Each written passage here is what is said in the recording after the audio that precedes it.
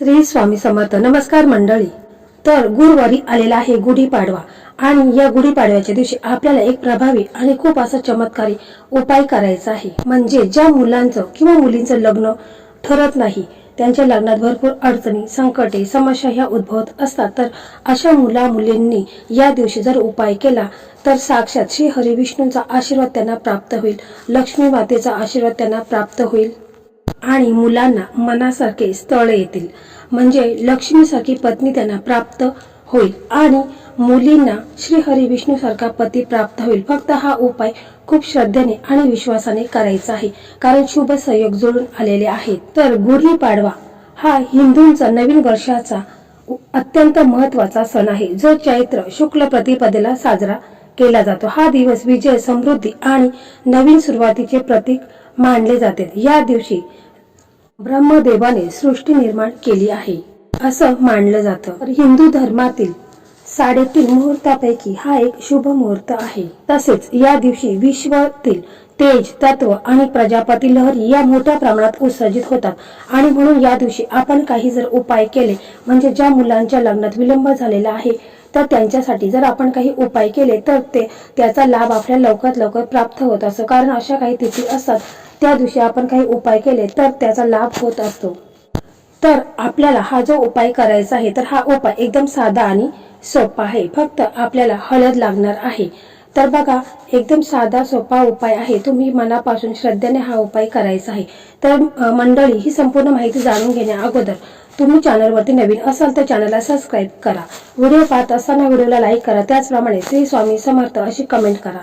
तर मंडळी, आपल्या चॅनलवरती म्हणजे मराठी मेघना या युट्यूब चॅनलवरती लग्नासंदर्भात भरपूर असे व्हिडिओ अपलोड झालेले आहेत. त्यामध्ये बऱ्याच मुलींचं लग्न देखील ठरलेलं आहे. कारण हे जे मी उपाय सांगत असते तर ते ज्योतिषाने सांगितलेले महा उपाय आहेत आणि ज्यामध्ये बऱ्याच मुलींचे लग्न ठरलेले आहेत. त्यांनी मला त्याची कमेंट देखील केलेली आहे. तर ते व्हिडिओ देखील तुम्ही पाहू शकता. तर आपण पाहत असतो की हल्ली बऱ्याच मुलांच्या लग्नाला विलंब झालेला आहे. लग्नाचं वय उलटून गेलेलं आहे, तरी देखील लग्न हे त्यांचं ठरत नाही. लग्नात भरपूर अशा समस्या, अडचणी ह्या येत असतात. कधी कधी ग्रहदोष, पितृदोष, नजर दोष, त्याचप्रमाणे गुरु जर आपला कमजोर असेल तर लग्न हे लवकर ठरत नाही. लग्नात भरपूर प्रमाणात अडचणी येत असतात. म्हणून आपल्याला गुरु ग्रहाला मजबूत करायचं आहे. तर बघा, आपले इतर ग्रह म्हणजे आपल्या कुंडलीमध्ये इतर ग्रह जरी कमजोर असतील आणि गुरु ग्रह आपला स्ट्रॉंग असेल तर लग्न हे लवकरात लवकर ठरते. लग्नात कोणत्याच अडचणी येत नाही. म्हणून हा जो उपाय आहे, तर हा उपाय केल्याने आपला गुरु ग्रह हा मजबूत होणार आहे. तर ज्या मुलांच्या लग्नाला विलंब झालेला आहे त्यांनी आंघोळ करतावेळेस आंघोळीच्या पाण्यामध्ये चिमूटभर हळद टाकायची आहे आणि ओम नमो भगवते वासुदेवाय नमः हा मंत्र बोलायचा आहे. त्याच्यानंतर तुम्ही गुरुवारी, शक्यतो गुरुवारी आपल्याला पिवळे कपडे घालायचे आहेत. जर तुम्हाला शक्य नसेल तर तुम्ही पिवळा रुमाल घेतला तरी देखील चालेल. तसेच तुम्ही सूर्यदेवांना अर्घ्य देखील द्यायचा आहे. यामुळे समाजात मान सन्मान आणि तुमची जी इच्छा मनोकामना आहे ती देखील पूर्ण होईल. तर गुढीपाडवा हा गुरुवारी आलेला आहे, तर शुभ संयोग जुळून आलेला आहे. तर या दिवशी बघा, तुम्ही सकाळी लवकर उठायचं आहे. उठल्यानंतर आंघोळ करायची आहे. आंघोळ केल्यानंतर आपला देवघर आहे तर तिथे आपल्याला एक तुपाचा दिवा लावायचा आहे, अगरबत्ती लावायची आहे. तर हा उपाय आहे, तर हा उपाय मुलाची आई करू शकते, वडील करू शकतात किंवा मुलं स्वतः देखील करू शकतात. साधा सोपा उपाय आहे.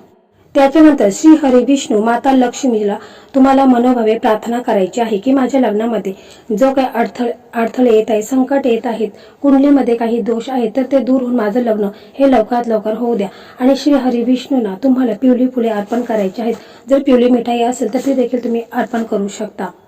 त्याच्यानंतर बघा, जर हा उपाय आई करत असेल तर आपल्याला फक्त 2 चमचे हळद घ्यायची आहे. त्याच्यानंतर आपल्याला 1 लोटा घ्यायचा आहे. त्याच्यामध्ये ताजं पाणी घ्यायचं आहे, अगरबत्ती घ्यायची आहे, पिवळी फुले घ्यायची आहेत आणि 1 रुपयाचा 1 शिक्का घ्यायचा आहे. तर पहा, हे सर्व साहित्य आपल्याला घेऊन केळीच्या झाडाजवळ जायचं आहे. जिथे कुठे केळीचं झाड असेल तिथे आपल्याला जायचं आहे. कारण केळीच्या झाडामध्ये साक्षात श्री हरी विष्णूंचा वास आहे आणि बृहस्पती देवांचा वास आहे. त्यामुळे आपल्याला आपला गुरुग्रह स्ट्रॉंग करायचा आहे. यामुळे लग्नातले अडथळे दूर होतील. तर आपल्याला केळीच्या झाडाजवळ जायचं आहे. केळीच्या झाडाजवळ गेल्यानंतर आपल्याला आपण ज्या लोट्यामध्ये पाणी आणलेलं आहे तर ते केळीच्या झाडाला अर्पण करायचं आहे। तिथे आपल्याला अगरबत्ती लावायची आहे।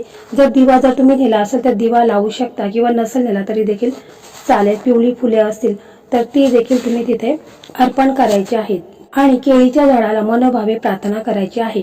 आई जर मुलासाठी उपाय करत असेल तर तिने बोलायचं आहे की माझ्या मुलांचं लग्न हे लवकरात लवकर ठरू द्या। मुलांच्या लग्नामध्ये जो काही विलंब होत आहे, कुंडलीमध्ये जे काही ग्रह दोष असेल, नजर दोष असेल तर ते दूर होऊन मुलांचं लग्न हे लवकरात लवकर होऊ द्या। किंवा मुलं स्वतः करत असेल तर मुलांनी त्यांच्या लग्नाबद्दल बोलायचं आहे। त्याच्यानंतर आपण जी हळद नेलेली आहे तर ती हळद थोडीशी आपण ओली करायची आहे। म्हणजे हळदीमध्ये थोडंसं पाणी करून हळदीचा असा घोल बनवायचा आहे। किंवा तुम्ही घरूनच जर एका वाटीमध्ये हळद पाण्यामध्ये असं घोल बनवून घेतला आणि तो घेऊन आला तरी देखील चालेल। मग त्याच्यानंतर केळीचा एक पान आहे तर तो आपल्याला घ्यायचा आहे, म्हणजे तोडायचा नाही, फक्त तो पान खाली घ्यायचा आहे।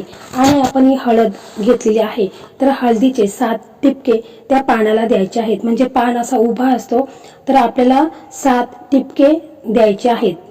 आणि हळदीचा एक टिपका लावता वेळेस आपल्याला ओम नमो भगवते वासुदेवाय नमः असं बोलायचं आहे। म्हणजे 7 वेळा आपल्याला जेव्हा आपण एक टिपका मारू त्यावेळेस ओम नमो भगवते वासुदेवाय नमः असं बोलायचं आहे। पुन्हा दुसऱ्या टिपक्याला देता वेळेस तसंच बोलायचं आहे। म्हणजे 7 वेळा आपल्याला असं बोलायचं आहे। आणि मग त्याच्यानंतर आपल्याला हळदीने त्या पानावरती शुभ आणि विवाह लिहायचा आहे, नाव लिहायचं नाही। कारण हा जो पान आहे तर तो झाडावरतीच राहणार आहे, म्हणून फक्त शुभ आणि विवाह लिहायचा आहे। त्यानंतर एका वाटीमध्ये थोडीशी हळद टाकायचे, पाणी टाकायचं आहे आणि ते पाणी आहे तर त्या केळीच्या झाडाला अर्पण करायचं आहे।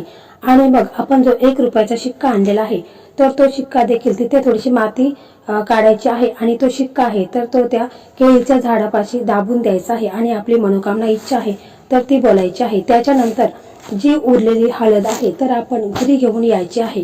त्याच्यानंतर आपला जो मेन गेट आहे तर तिथे आपल्याला 2 स्वस्तिक दोन्ही साईडला काढायच्या आहेत, ज्यामुळे जी काही नकारात्मकता आहे तर ती दूर होऊन मुलांच्यासाठी स्थळ यायला सुरुवात होईल। किंवा जर तुमच्या मेन गेट नसेल तर मग तुम्ही काय करायचं आहे की तुमचा जो दरवाजा आहे म्हणजे प्रवेशद्वार आहे तर तिथे तुम्ही स्वस्तिक दोन्ही साईडला 2 काढली तरी देखील चालेल। कारण स्वस्तिक हे मांगल्याचं प्रतीक आहे आणि शुभ आहे, म्हणून आपल्याला स्वस्तिक हे काढायचं आहे, ज्यामुळे घरात आपल्या निगेटिव्हिटी लोकांची वाईट नजर ही देखील येत नाही, नकारात्मकता दूर होते।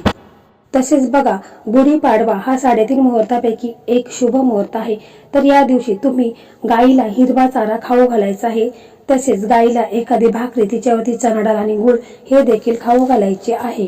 त्यामुळे आपले जे गुरुग्रह आहे तर तो देखील मजबूत होतो। तर मंडळी, हा उपाय तुम्हाला एकदम साधा सोपा वाटत आहे, परंतु या उपायाने बऱ्याच मुलींचे लग्न देखील ठरलेलं आहे। खूप असा प्रभावी आणि जालिम उपाय आहे। तुम्ही मनापासून आणि श्रद्धेने करायचा आहे, कारण उपाय आपण करत असतो परंतु त्याच्या जोडीला श्रद्धा ही तेवढीच असायला हवी, तरच तो उपाय आपल्याला त्याचा लाभ होत असतो। तर मंडळी, अशा प्रकारे आजचा हा व्हिडिओ होता। हा व्हिडिओ तुम्हाला कसा वाटला कमेंट मध्ये नक्की सांगा। व्हिडिओ आवडला तर व्हिडिओला लाईक करा, शेअर करा आणि इतर तुमची जी काही मैत्रीण किंवा मित्र असतील त्यांना देखील शेअर करा ज्यांचं लग्न ठरलेलं नाही, कारण त्यांचं देखील या उपायाने लग्न ठरेल। श्री स्वामी समर्थ। जय जय स्वामी समर्थ।